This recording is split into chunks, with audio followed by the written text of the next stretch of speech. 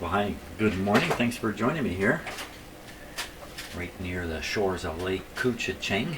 And wow, what a day it's going to be today. Record-breaking warm temperatures being sent north from the deep south of the United States, reaching us all the way up here. It's going to be 19, 20, 21 here, which is like 70 something, 72 degrees. Really, really warm, very unusual for this time of year.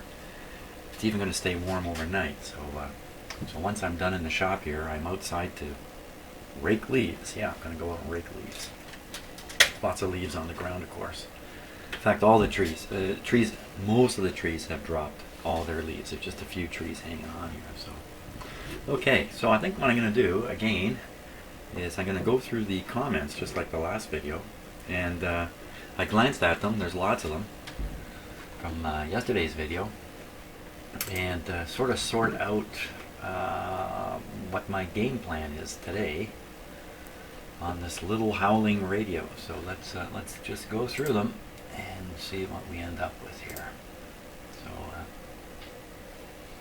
okay, a couple of these I made responses to, by the way. So right off the bat, I can't recall if you checked the grid resistors. Weren't open. I did not check them purposefully. I checked through the resistors in the radio. Quick check, they all seem just fine.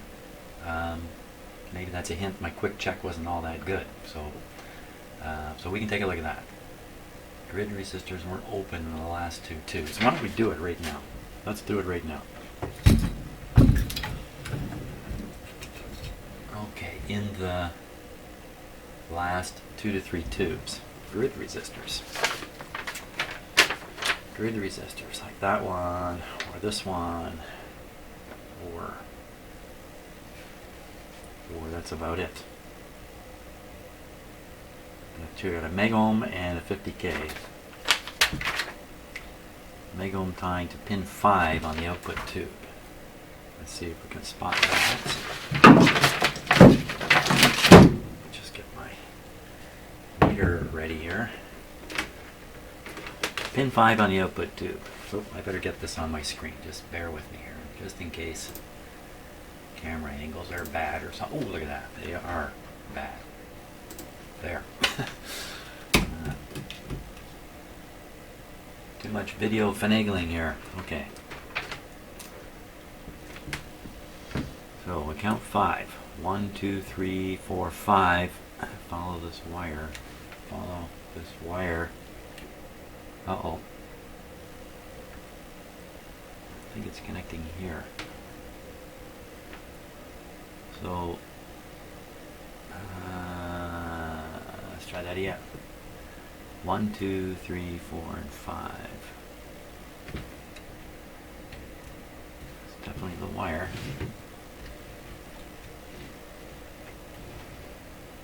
Oh boy.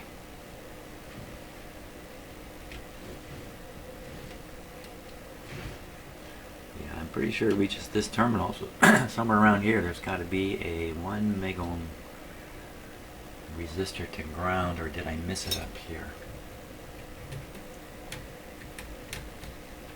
I don't think so.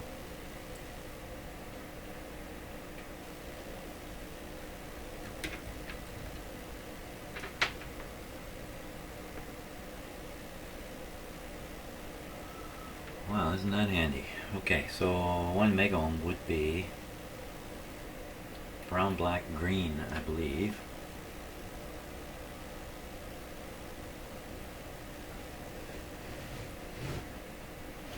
Brown, black, green. How about green, black, orange? No.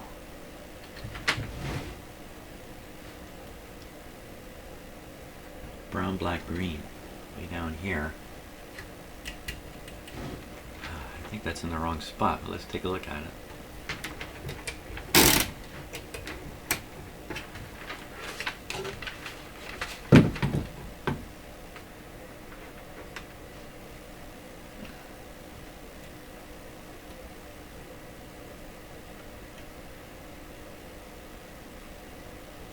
Well, I'm testing this resistor right in the circuit here. Oh no, this is 50K.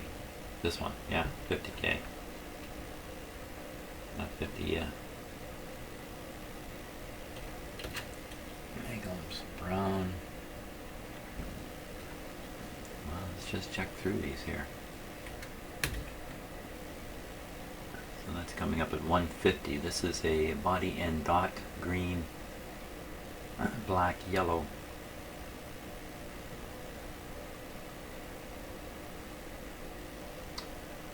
Green, black, yellow. That would be 50. That's supposed to be 500K, I think. It's way low.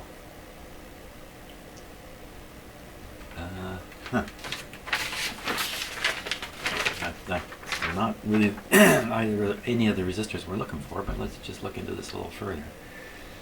So this is on pin 1. Oh, wait a minute, you know what I was doing? I was checking the rectifier tube when I should have been checking this one, so get that right, that's for sure. So let's see. So maybe this is it. No, it's on pin 1. Pin 1 of the output tube. What am I doing here? What am I doing?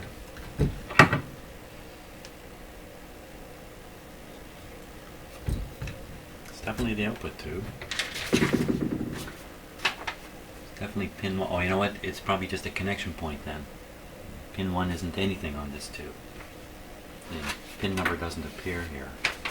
So it's probably just a connection point. So the other part is on pin number 1, 2, 3, 4, 5. Okay, wait a minute. Brown, black, green. There it is. There's the resistor hidden in underneath this bracket. Okay, so there's the resistor we're after. Let's check them on. Oops, let's check them on. Don't get so excited here. This is supposed to be 1 megohm. Yeah, it's right around 1 megohm. Okay, so connected to the same terminal as the 1 megohm is another resistor.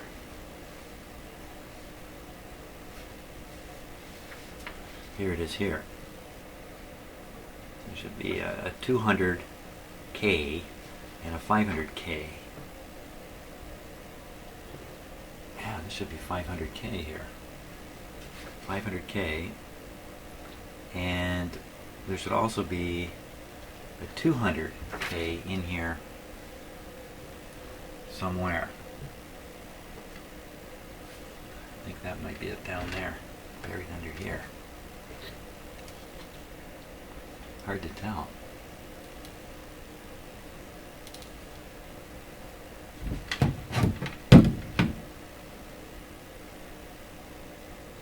Whoa, whoa, whoa. Of course, I'm testing these in circuit. I have to look at the diagram to see if this is valid or not. Come on. Okay, if it's the right resistor, it must make a contact way up here. Not very unlikely, so I don't think that's the right one. So where's the other? Oops. You have a nice little voltage divider here set to create a -5 volt spot, actually below the voltage of the chassis. -5 volts here. The 200, and I'm pretty sure that says 500.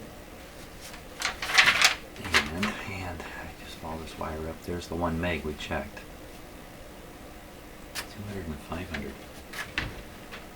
Oh, what kind of circuit is that in? If this is 500 and I'm reading across it, am I doing a valid reading? So I'm just quickly... No, I don't think so, because there's this inductor here. So I cannot read this resistor without popping it out of the circuit. So it could very well be proper voltage. Okay, so anyway, getting back, focus, man, focus. Back to the grid resistor. So we got one checked, okay. And we want to check this one here, 50K. Looks like these two capacitors we were fiddling with, that was down here. That's it right there, 50K, right there, 50K. 50K. Again, it's in the circuit. This time, pretty sure I can test this one in circuit. Because the reason I can do that is because the resistor goes nowhere when the radio's off. There you are, 50K. Okay, wow. Okay, 50K.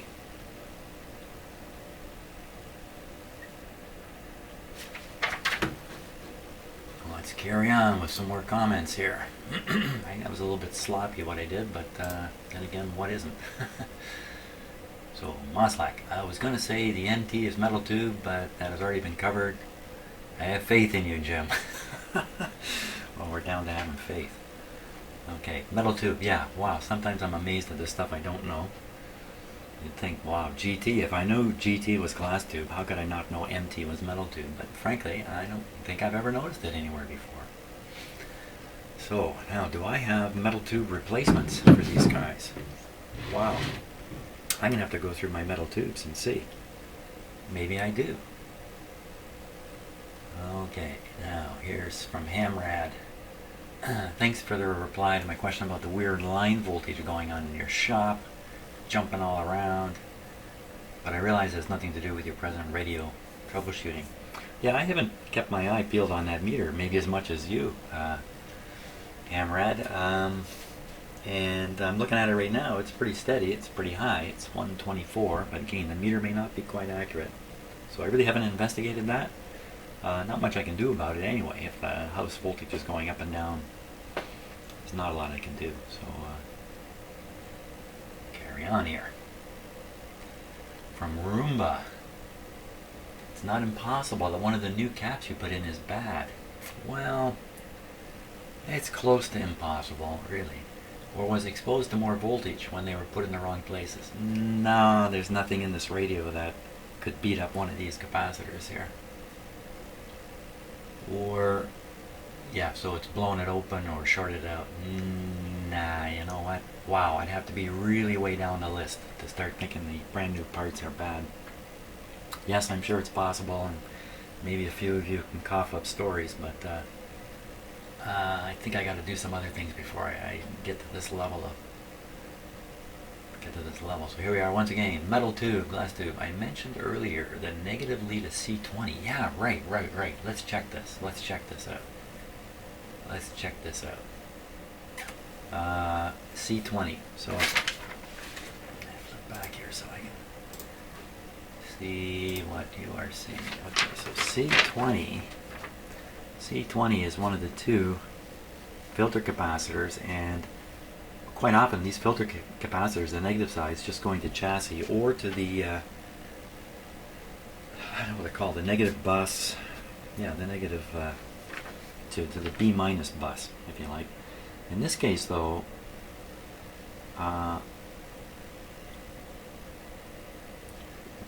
these aren't connected to the same position. Let's check them out. I gotta figure out which one's which I never did because I didn't. So the tops of them are connected together, the positive side, straight together.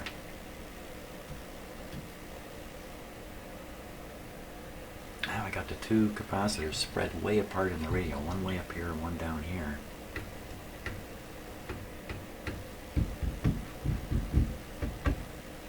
Okay, so up by the rectifier, you have one here, which is coming off of pin number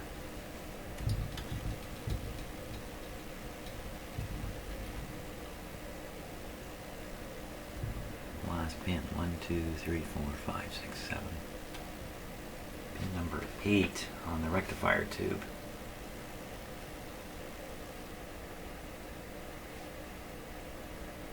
Wow.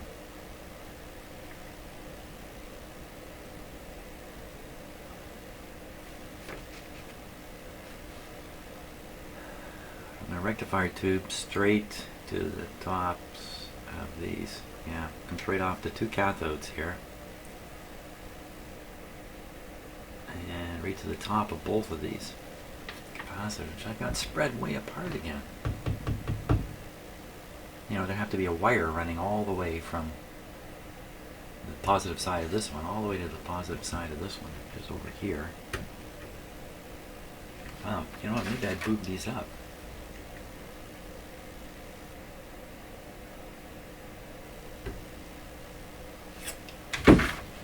Okay, lots of fun trying to trace this stuff in this radio.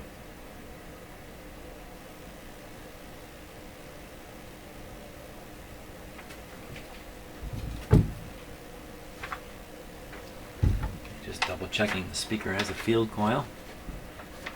And normally small radios like this don't have field coils in their speakers, but this one does, and that's it on the schematic right there.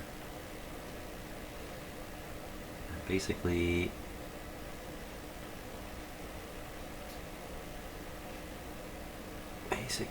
what? Basically,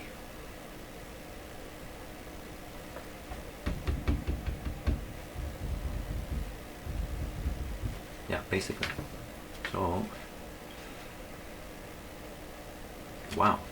So I'm gonna have to settle myself down. Oh, I know what the problem is. I'm barely through my first cup of coffee here. That's got to be the problem.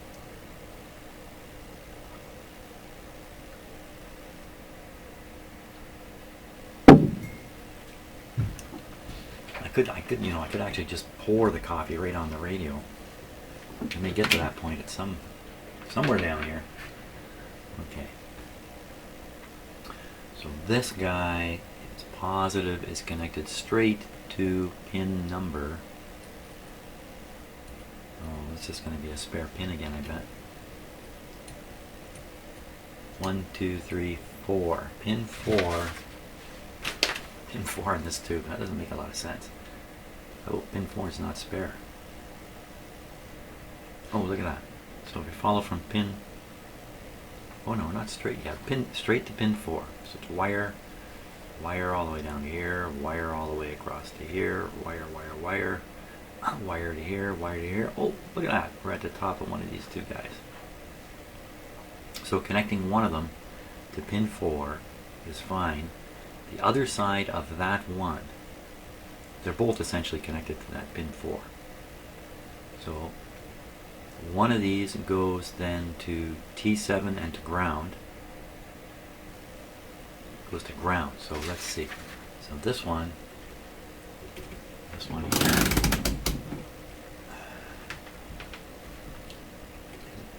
Here's the other side of it. It's just really ground here.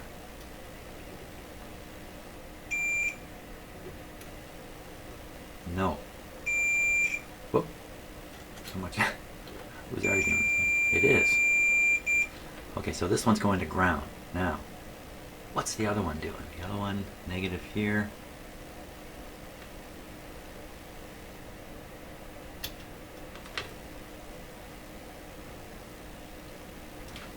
I'll show you what's going on my meter here.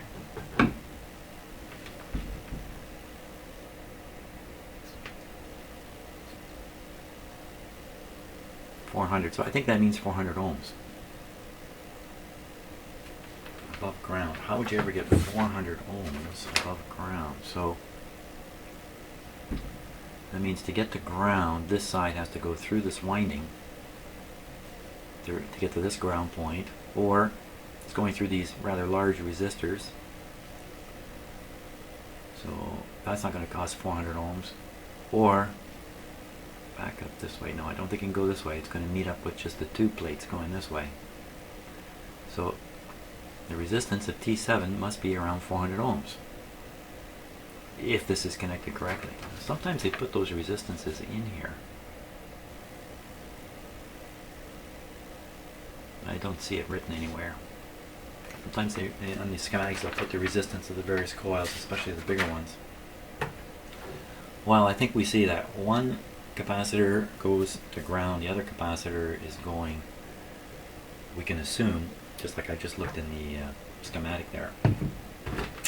Well, okay, that's convincing enough for me, anyway, that those two capacitors are fine in their placement. I was getting excited there. I thought, hey, maybe I'm going to find the problem. Now, what else here? I'd shield the 12K7 IF amp. those clip leads may not be enough. That's true. And I'm running clip leads to apply ground. That's a terrible ground. That long lead is just more kind of antenna, if you like. But all I was doing with this, with my temporary shields here, was seeing if it made any difference at all. And all I had to do was rig it up enough to ensure that if there could be a difference, there would be. And then I could go ahead and build a much better shield. Ground it tight and close to the chassis, all that kind of stuff. So the suggestion here is, yeah, clip lead may not be enough. Alright, that's my response. So, yeah, there's a lot to do with these tubes. Now that I know MT means metal tube, the radio is calling for metal tubes all the way through it. Alright, thank you for reading my comment, Jim. Hey, how'd you know I read it? Oh, it must be the earlier one. My favorite creator. I've watched every video more than once. Oh my god, I feel sorry for you. I especially love the jukebox series. Are you still servicing it now that you moved? Ah, the jukebox. Yes, the good old jukebox in the diner. No, I'm not. I encourage the diner owner to find another person, and to my surprise, she's managed to do that. So that jukebox is now in the care of someone else. I've offered my remote services, to talk to the person, whoever it is, and help them out as best I can. But no, I'm out of it. And boy, I'll tell you, I don't know if I want to ever take on another jukebox. I've done 2 now. And the one in the diner is pretty darn scary. It's a very complex machine that is hard to service if you haven't got a clue. Which was my state when I started. And anyway, that's the story on that. Jukebox is in my past. Oh, Dan. In a metal tube, pin 1 is usually connected to ground, hence completing the shield, which is why in older radios that have glass tubes, you see shields around them. Okay, well, I'm not quite sure that, hey, I get to use the word corollary, that the shields on the outside of glass tubes is a corollary for metal tubes. I think my last video I used the word corollary, and then afterwards I went and checked it in the dictionary. I'd used it completely wrong. So corollary means if one thing's true, then this must be true too. So if metal tubes have shields, then I don't know. Enough on that. I'm gonna look to see if in my tube collection I've got some of these tubes. I don't think so, but then I don't have my entire collection memorized by any means. So I should be so fortunate. Another thing I can do is, if somebody's popped in metal tubes here which are unshielded, I can shield them and see what happens. That's probably worth trying, even if I'm going to do sloppy things like this, just to see if there's an impact. Now, James Wood. One thing I like to do when there's a problem with unwanted oscillations, take a cap between 10 and 200 and connect one side to chassis, poke around with the other, try to find a spot where it stops oscillation. Well, to some degree that's what I've done with myself. Touching my finger to the top of the grid is essentially I'm a huge capacitor, at least one plate in a huge capacitor, and so I've kind of done that a little bit. Find a spot where it stops, and then you get some information from that. Helps you think harder and better about what's going on. Oh, interesting. It tries to find a spot where it stops, and if it does, maybe he'll leave the capacitor there. Although I think your problem is indeed most likely tube shielding. Another thing to check is that the shield of the shielded cable inside is properly soldered to the chassis. Well, those shielded cables, let's go back and take a look at the radio here. Here we are. So those shielded cables, they must have been put in on one of the very first things that were installed in the radio when it was built, because they are buried deep. I'm looking for a good pointer. Well, I have to use this. So they're not easy to see. There's one way down here, running along the bottom of the chassis, heavily soldered here.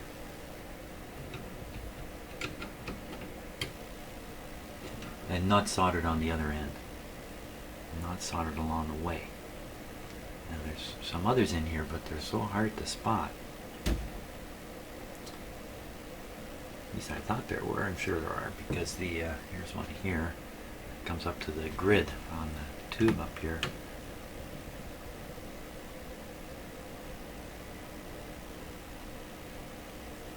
Oh, that's kind of interesting. Should have had that unplugged for extra safety. So this shielded wire, which is popping through a hole here, it's not soldered or anything at the hole.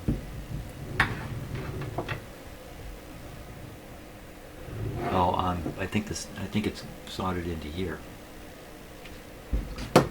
Hard to see, boy.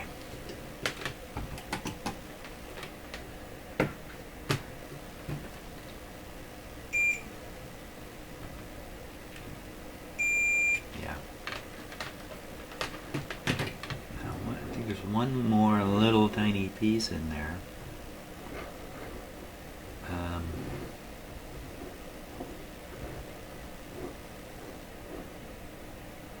thought there was one more little tiny piece. Oh, the volume control. Yeah, coming over the volume control. Coming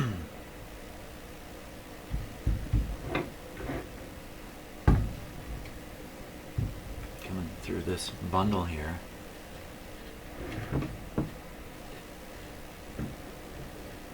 Well,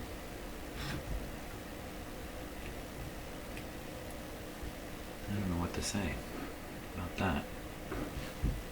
But, you know, I kind of have a lot of faith that those shielded wires are still exactly the same as they were when the radio came out of the factory.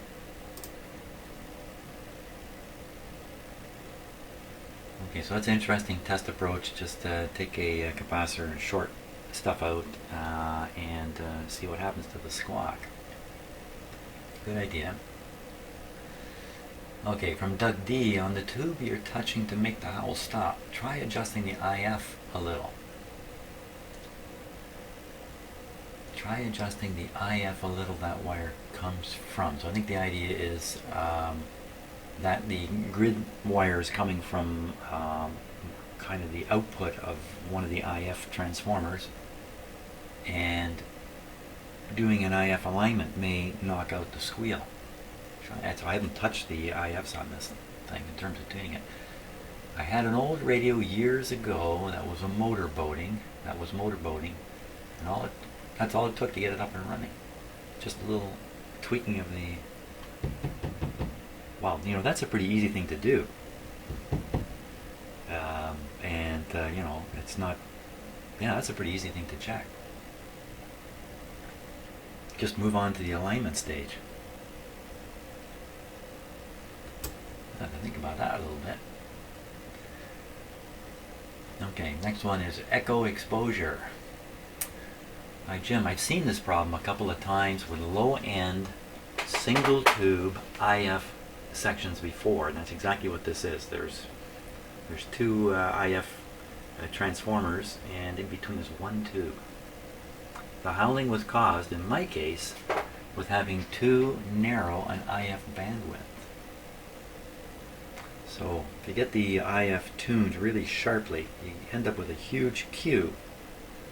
And the higher the Q, the easier it is to get it to oscillate. It doesn't take much energy to get a high Q circuit oscillating. That's interesting. So he's talking about the IF tuning again.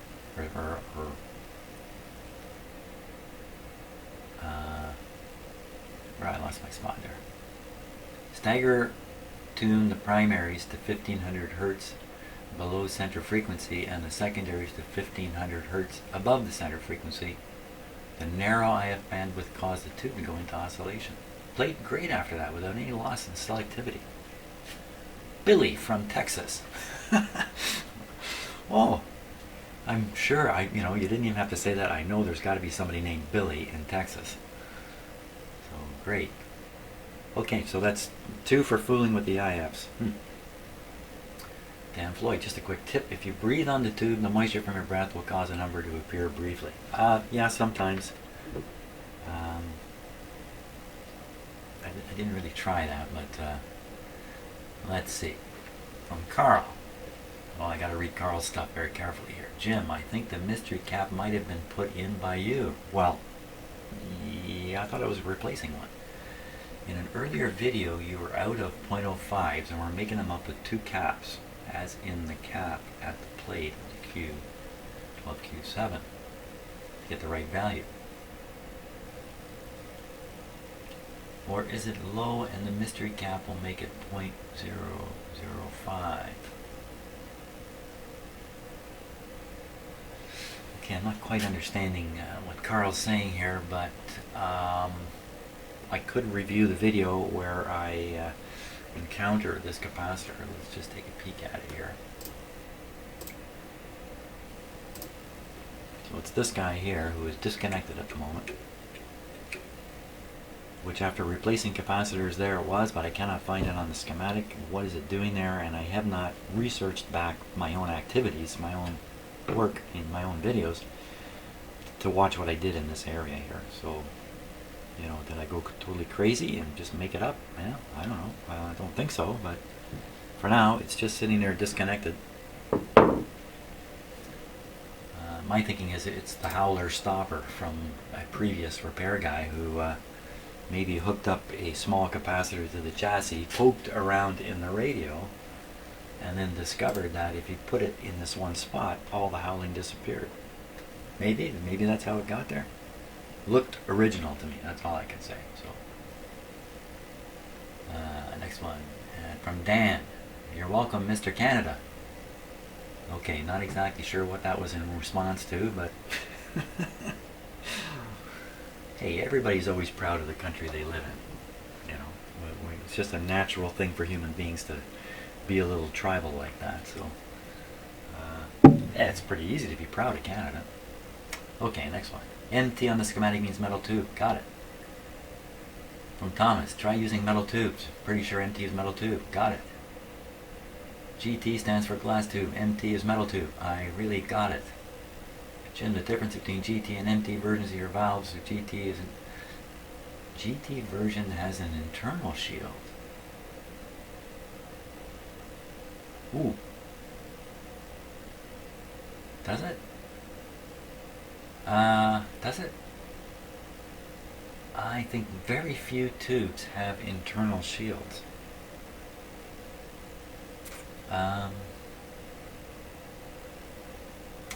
Okay, Philip Gray from the UK. How sure are you of this? Because my guess is the GT does not have a shield. I whip out my ever so faithful tube manual and check up on this, but my tube manual remains in a box somewhere, yet to be discovered. Of course, I can always go on the internet and research this thing. But okay, from Mike, 1946. Oh, I wonder if that's the year he was born. I think what you have, Jim, is not a radio; it's a theremin. Hey, didn't I mention that many videos ago? I turned it into a theremin. Yeah. Okay. Overthinking something. Paralysis by analysis. Yeah. Yeah, I suffered from that for sure. Okay, here we go. From Thomas Stemmer in the U.S. G or GT after the tube number designates the envelope style of the tube. Both would be glass. A metal tube would just have the tube number without the G or GT. Maybe in Canada they use MT for metal tube. No, I don't think so. That's why I'm clueless on the MT thing. I've never seen it before.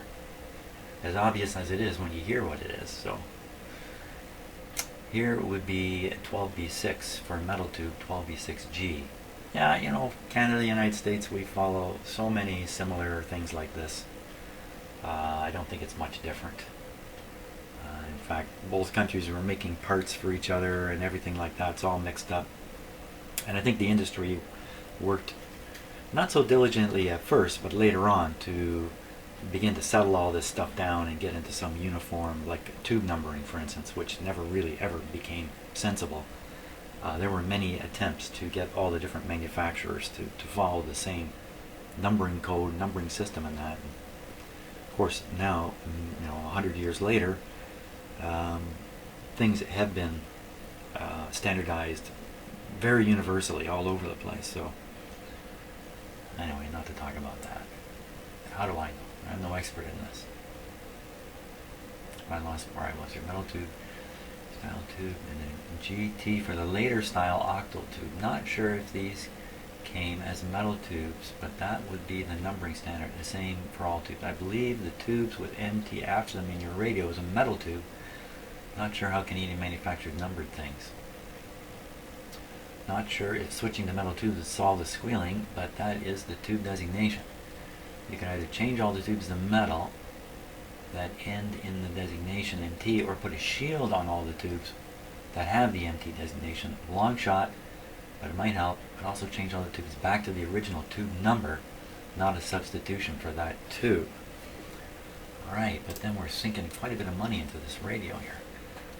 I don't know you have a cold solder joint to one of the condensers. Condensers? Oh my gosh, a condenser. You solder to ground. The condenser that definitely has a cold solder joints in the video number 6, starting at 12, 10, ending at 16. You can wiggle the lead like that after you solder. You definitely have a bad joint. You really need at least 150 watts soldering iron. Yeah, to go to the chassis. And by the way, I've got lots of soldering irons, including some big honkers. I'm going to guess you're talking about the connection down here, which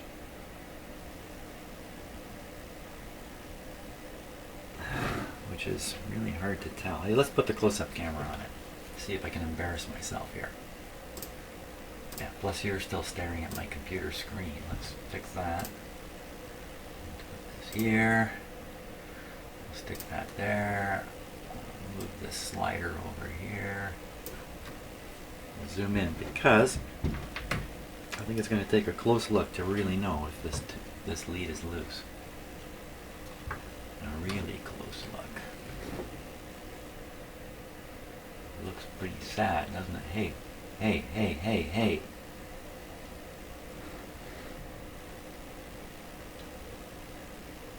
I never soldered the parallel capacitor. Huh.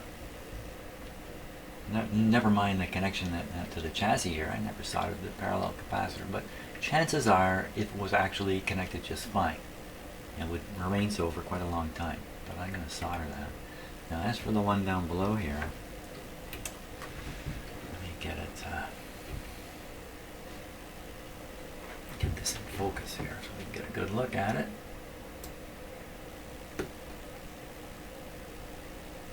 That is one ugly solder joint. I'm going to try to wiggle the capacitor.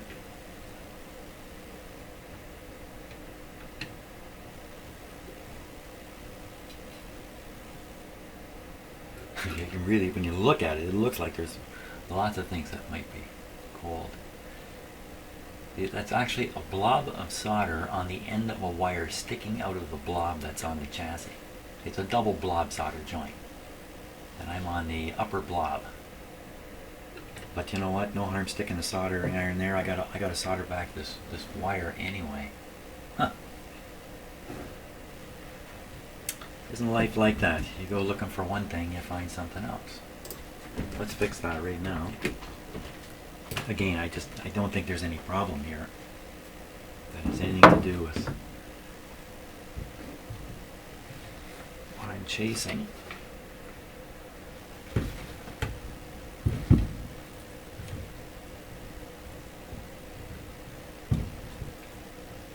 While my soldering iron warms up, I'll figure out how to stand this guy up.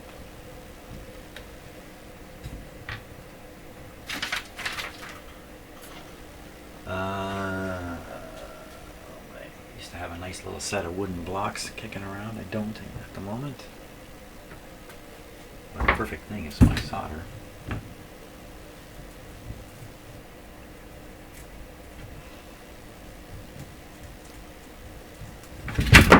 Apparently it's not the perfect thing.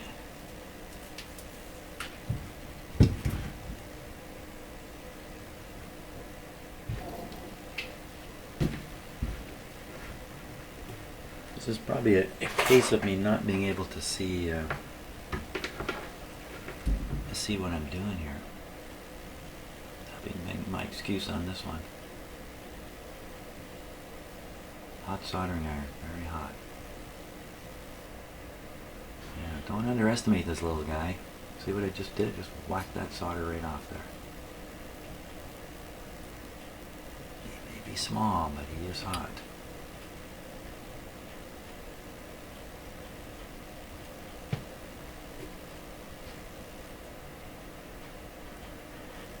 That's as ugly looking a connection as was there before.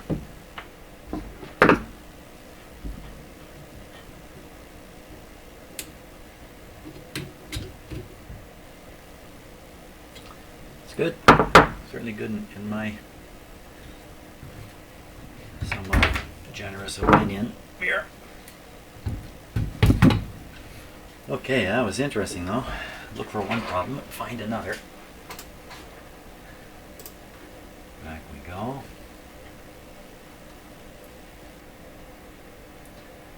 Hold on, what am I doing here? Here we go. Okay. So now maybe that was the wrong spot.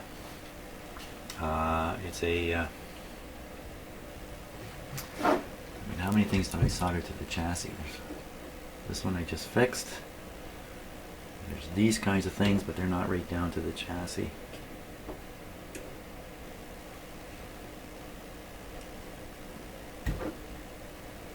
Close to a short there. Okay, I think we're okay. I think I got it.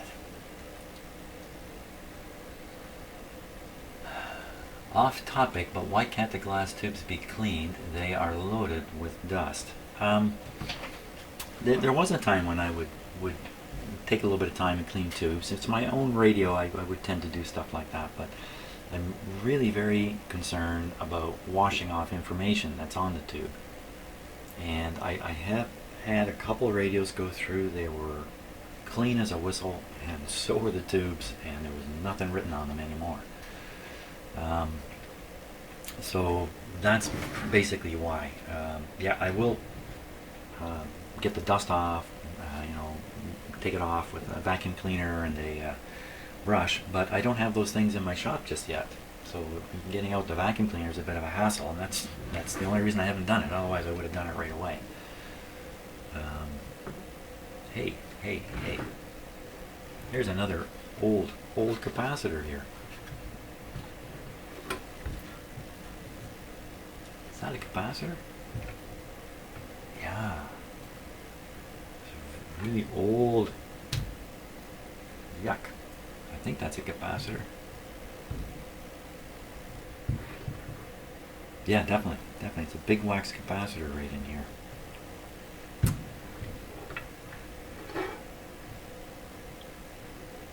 Wow.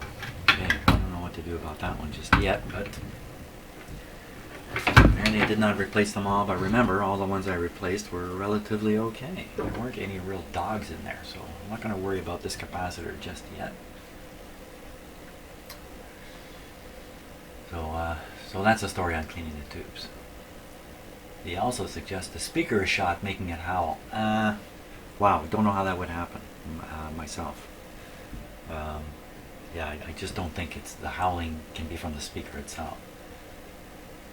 Okay, from Will Wasson, is the volume control open to ground, leaving the node floating? Now, you know what? I've been wondering about this too, and I keep forgetting to investigate it further. I did get some weird resistance readings from this volume control, and that's why it's got this resistor tacked on it. Let's repeat that.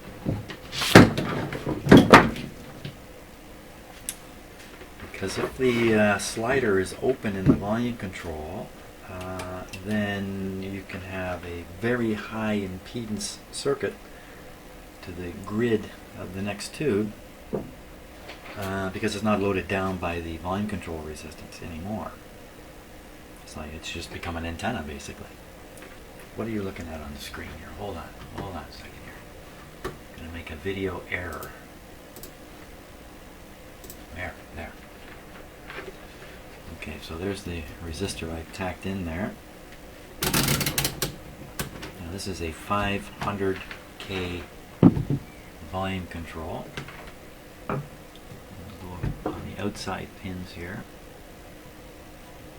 Let's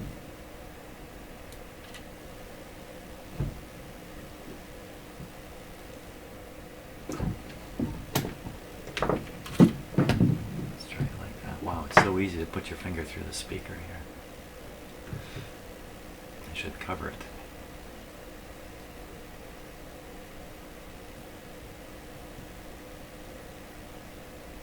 Okay, it's 500K, that's shorted out by this resistor, which was, I can't remember now, 33.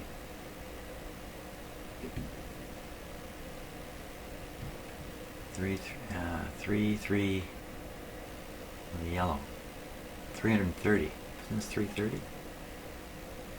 200, it's in parallel with something in here, so I don't know, I might have to take this resistor off to do this properly. 50K.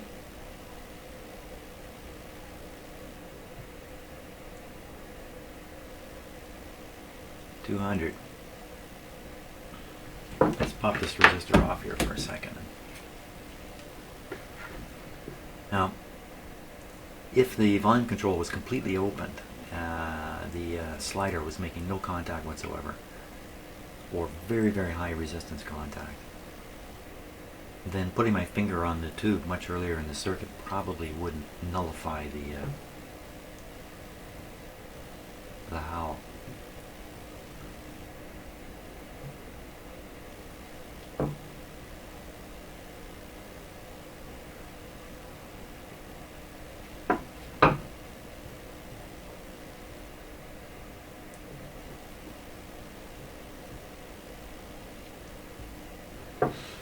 You know what they say about cooking shows on TV? They say cooking shows are ruining cooking. And the way they're ruining cooking is people are watching these shows and watching these experts cook, and they're saying to themselves, I can never do that. I don't have all those ingredients. I don't have time to do that. I can't make those dishes. I can't cook anything, is the conclusion. And everyone goes out to the restaurant. Even though these cooking shows think they are promoting cooking, they're actually scaring everybody away from it. And so I like to think I'm not like that. That you see me working with, not the best equipment, not the best tools, not the best of anything. And hopefully you can see how I get along. I mean, I got lots of good stuff here, there's no doubt about it, but I don't have, the latest, the greatest, the very best. Only recently have I enabled myself to measure capacitance with a couple instruments. So I think it might be beneficial to watch somebody do this kind of work without all the best tools. How's that for... Oh, I hear a kitty. So this is 1/2, 50,000. This is the other half. Should be the other half. 550, making a bit of a capacitor doing its thing there.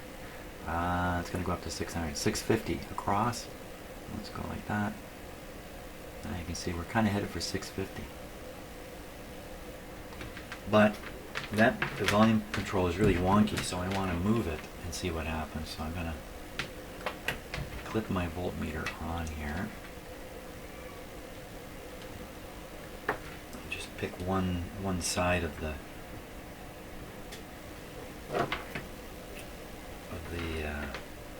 contact surface part, and I'll get on the sliding part here. Okay, now first thing I'm going to do is, once it settles down, I'm just going to wiggle that control a little bit and see if this thing jumps around erratically. Here we go.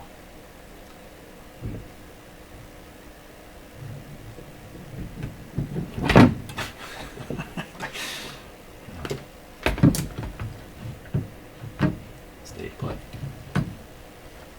There we are. So, and no, it did not jump around. Okay, I'm going to turn it. This should increase the resistance reading the way I'm turning it.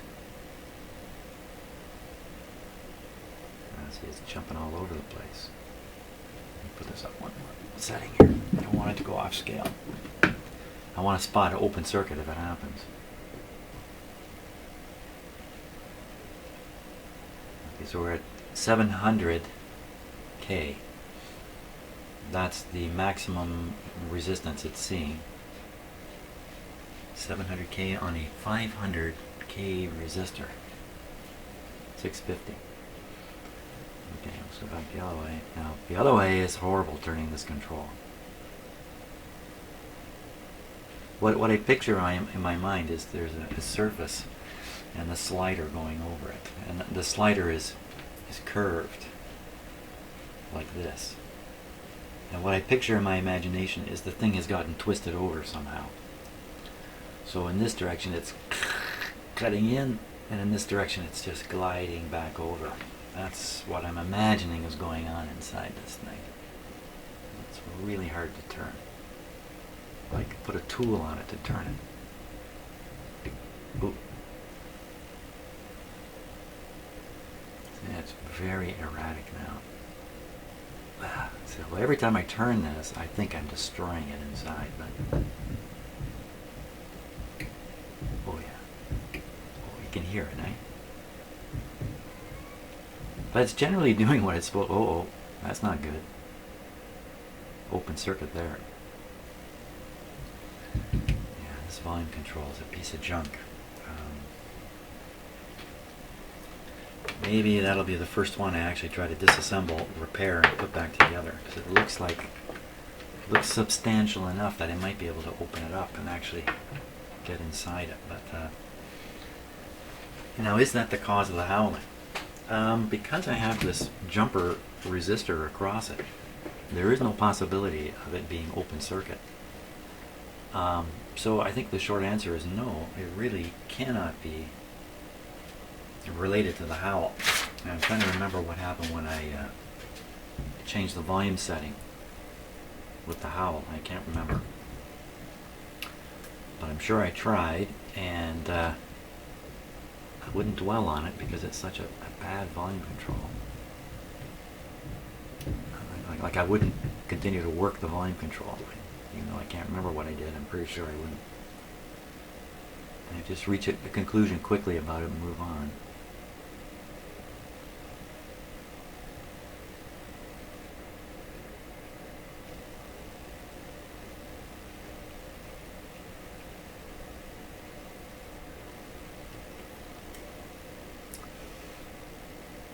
Okay. Resistor's back on. Wow. Let's go. Oh my gosh, 53 minutes. Let's go back. I got leaves waiting to be raked outside. Where are we now?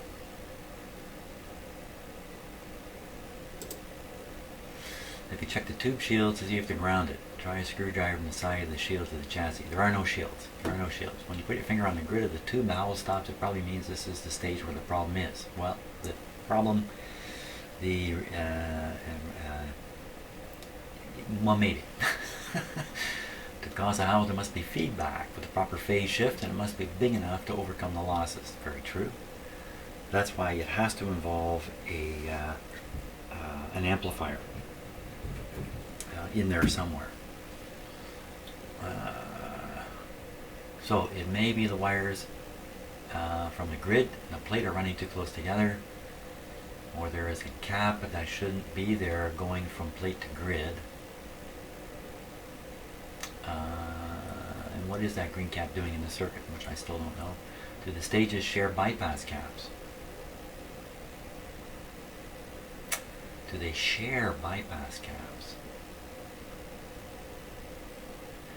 I know you replaced them, but did one of them have a bad connection to ground, or was the replacement cap bad? Being a newbie myself at this, well, I don't know. I love when you make mistakes. Me too. You know, I've learned to get a kick out of my mistakes. I've learned that that's just part of the process, and you know, better just accept it. And oh, here's my response. Thanks for your comment. I seem to have a knack for encountering challenging radios. I think you've graduated from newbie already based on your comments. No external shields on the tubes. If there is some shielding, it's inside the tube somehow, which I don't think there is. The feedback that creates the oscillation could be entirely internal to one of the tubes if the capacitance between the plate and the signal grid is high enough. I don't know if that's the case here. It would be a lot easier to verify if I could replace the tubes to see if the whine goes away. Keep watching. I have a lineup of radios ready to challenge us. Yeah, that's true. Oh, and he wrote back to me. The condenser that definitely has a cold solder joint is in video number 6. You can wiggle the lead like that, but sorry, you definitely have a bad joint. Wait a minute, why do I think I'm reading that?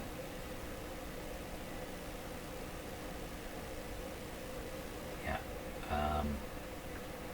Well, maybe I need to take a look at this.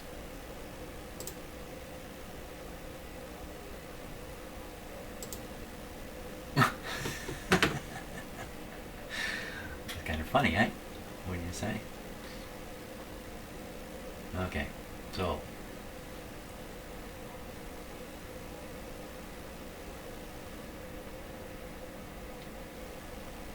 where?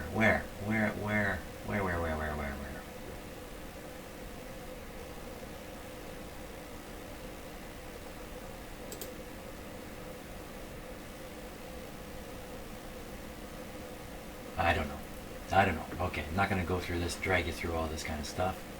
I think I've reached the end of the road here of comments. So, you know what it looks like to me. I got to dig through my tube collection, see if I have any of these tubes at all in the metal form. I think I got to try some experimental shielding on some of those tubes and see if that is in any way part of the picture.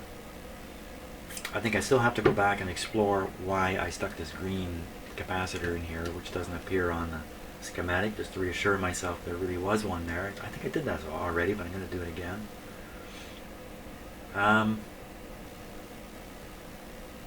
And the tuning of the IF is a real interesting idea that we can easily do just to see what happens. Hey, why don't we end the video that way? Because I haven't played this radio. I've made you watch this whole thing, never even turned the radio on. Let's play it, and I'll just twiddle the tops here. I mean, eventually I'll get this radio to the point where I can align it properly, so it doesn't matter if I knock it way out now. The deal here, though, I'm going to have to go close my shop door. Hang on. Yeah, by the way, somebody... Mr. Bristol Piano Tuner complained my videos weren't long enough, so here you go. I'm torturing you with some long ones now. Quick safety. Okay, that's the silencer. There we go. Chance for another slug of coffee here.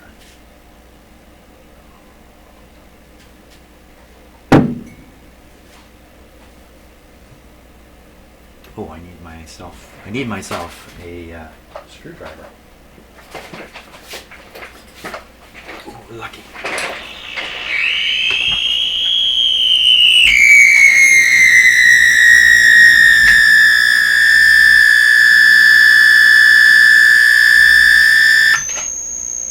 Hey, it doesn't go away completely anymore. So the radio is running on less than 100 supply volts. Wow, that's an ear piercer.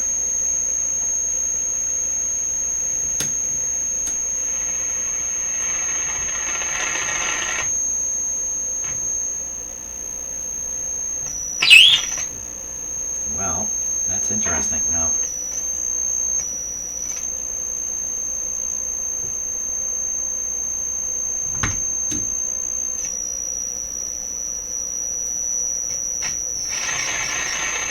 that sure sounds like a radio.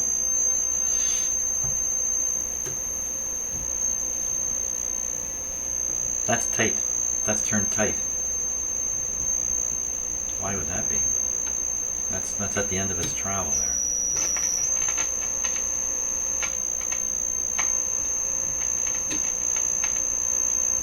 Well, we seem to have changed the tone, the howl, quite a bit. Oh, look at that. Hey, how come it...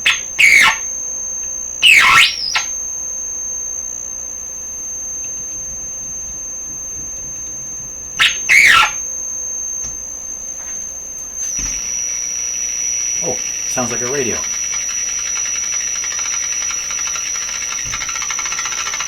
No, it doesn't. Oh, that's good. Okay.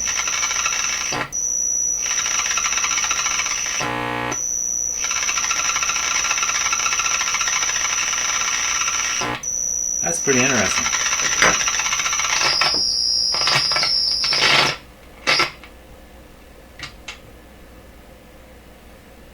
Oh my gosh.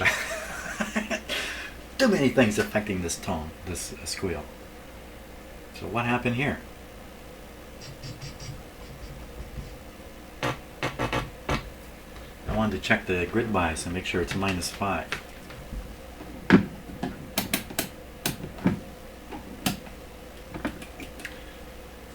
-5 on the detector, on the triode part of the, it's not really a detector, it's a two-part tube, so it's doing two completely separate functions. So they should see -5. Oh.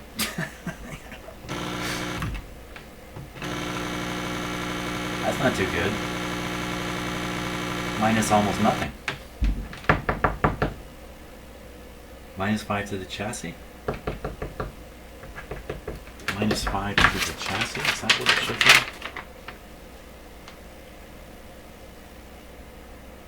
Yeah, I think so, because the voltage divider here shows one side right to the chassis. -5 to the chassis, and we are getting a negative voltage, but that's no -5. That's not good. Not good! Would that be the source of the problem? Wow. Okay, so now we got a whole different radio sitting here.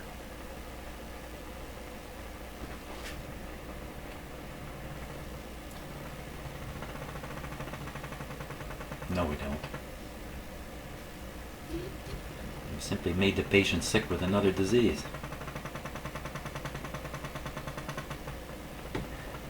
They will cure you by eliminating your symptoms, but you'll still be sick. That way you need to come back. Wow, okay, so everything happened here. Let's see, I tuned the IF, it seemed to change everything. I filled with the volume control, that has had a dramatic effect.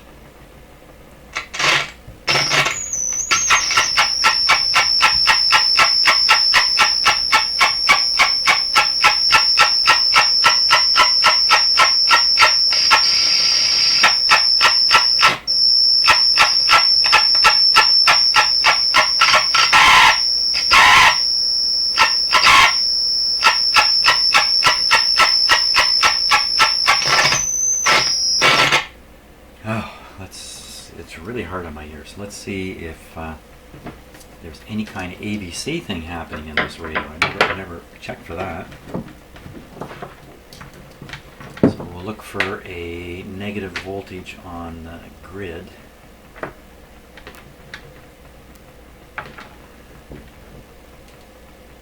varying voltage on the grid of this tube here. See that on camera, Kenny? I think so. So we see -0.4.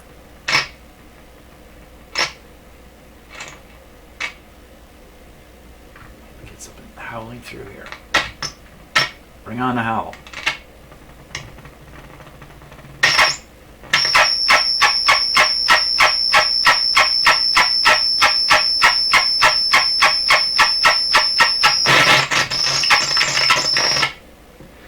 So I think what I'm seeing is ABC voltage being developed by the detector from this howling signal that's going through the radio. So I think the ABC circuitry, in terms of developing the ABC DC voltage, is working.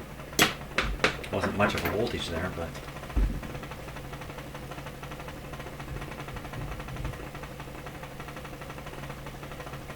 you know what? I think it's doing this putt-putt thing, motorboating, because it's a boat anchor wannabe.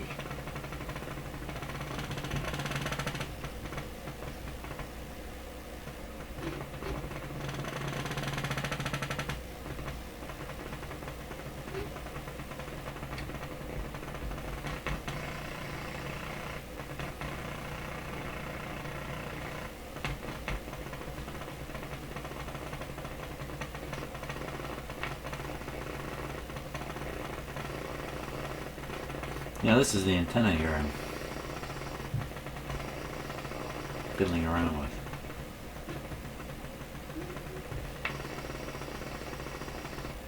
Of course, I've whacked the IF tuning way out now. Who knows where that is. This is one thoroughly messed up radio. Okay.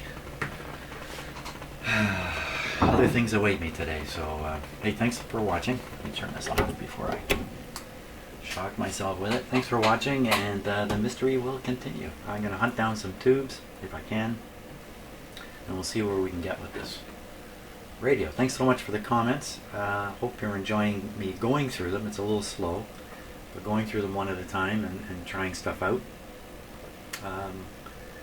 It's just a guessing game for me at this point. So thanks again, and I'll see you on the next video.